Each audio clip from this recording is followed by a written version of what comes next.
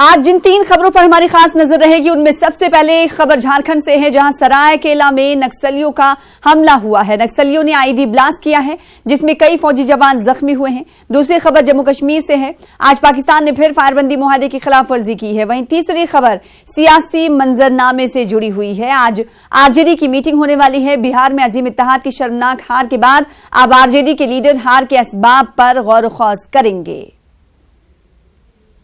उत्तर प्रदेश के बाराबंकी में जहरीली शराब पीने से 8 अफराद की मौत हो गई, जबकि 6 अफराद जख्मी बताए जा रहे हैं। जख्मियों को अस्पताल में दाखिल करा दिया गया है।